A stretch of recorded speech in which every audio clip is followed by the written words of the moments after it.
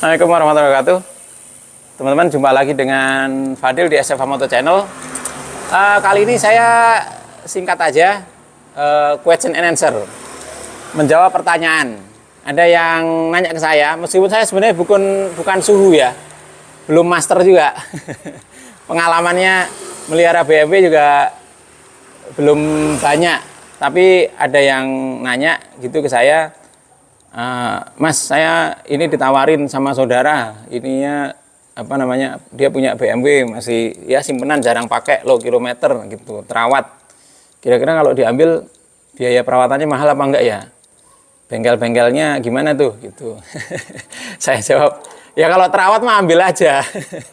Seperti yang video kemarin saya, kalau terawat ya mungkin memang tangan pertama atau pemilik sebelumnya sudah tepar ngerawat. Jadi udah bagus. Nah, gimana kalau biaya-biaya bengkelnya?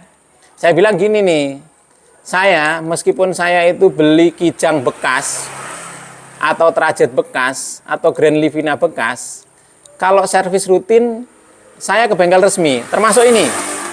Sportage saya ini, kalau servis rutin saya ke bengkel resmi. Servis rutin ke bengkel resmi. Nah, BMW saya itu juga gitu.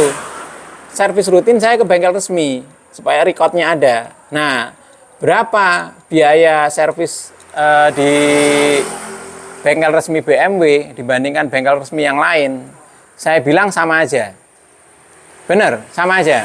Ya, saya itu di bengkel resmi BMW selama 4 tahun ini ya kira-kira 5 kali ya. 5 kali jatuh tempo, giliran apa, giliran ganti apa, giliran ganti apa gitu. Itu di bengkel resmi.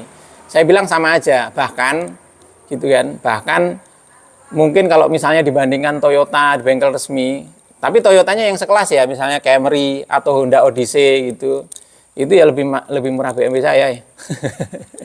Lebih murah ini, karena ya kalau olinya sama, olinya ya 1 juta lah, oli-oli sekarang kan 1 juta harganya, meskipun apa namanya grade-nya mungkin beda-beda ya, tapi sama 1 juta. Yang lain ongkos servis dan sebagainya itu sama.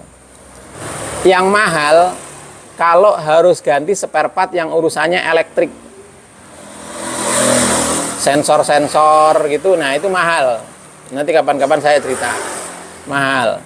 Terus ECU ya, sebenarnya ECU-nya sama, yakin saya. Misalnya dibandingkan ECU-nya seri 3 sama ECU-nya Camry pasti harganya sama. Cuma ya jarang orang ganti ECU Camry kali gitu ya.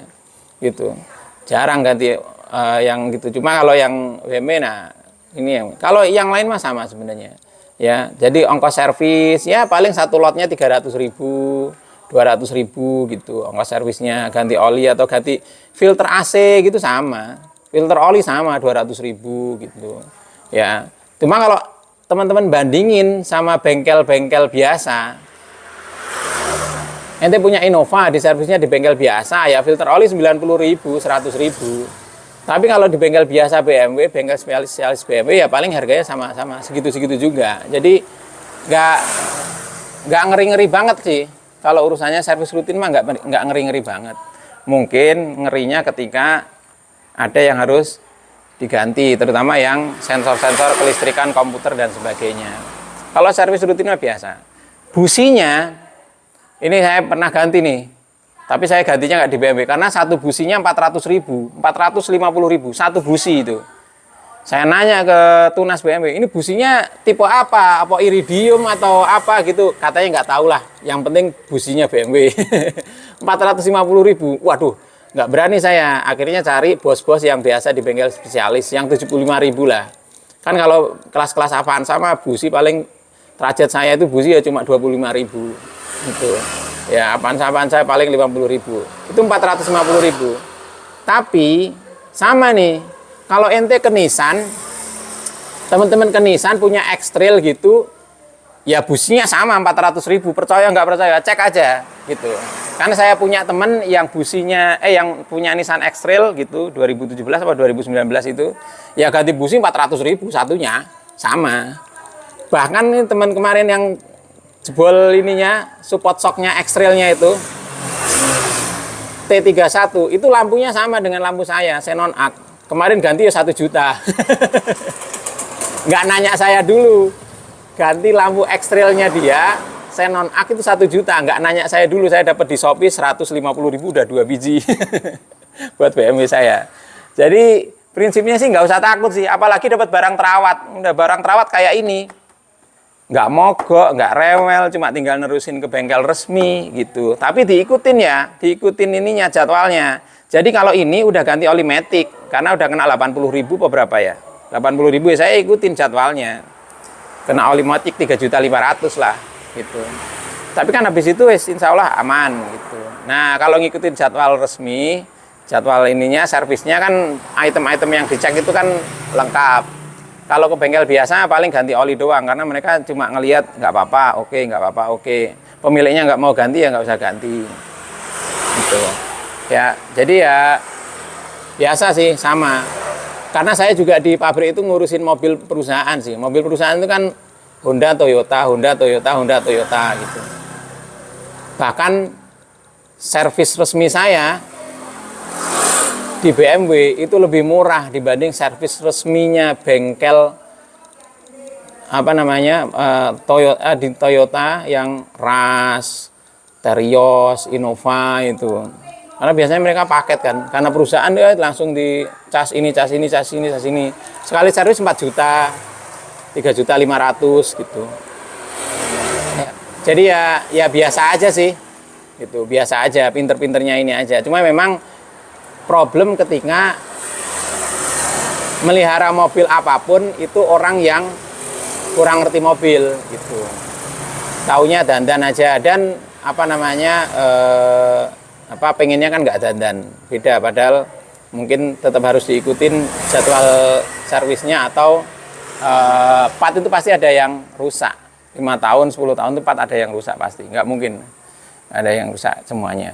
Ya, misalnya timing belt, timing chain, timing belt itu gitu.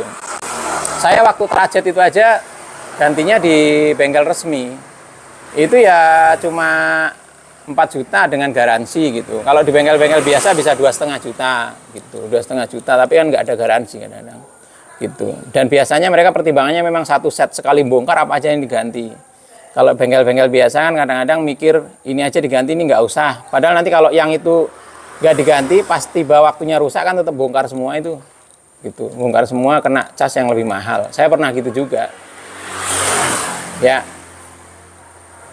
Jadi itu aja jawaban singkat mengenai berapa biaya di bengkel resmi BMW. Saya jawab sih biasa aja kalau dibandingkan dengan sesama bengkel resmi.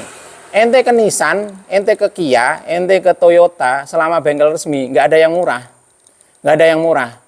Ganti remote baterai itu 900.000 di Nissan, sama di BMW juga segitu.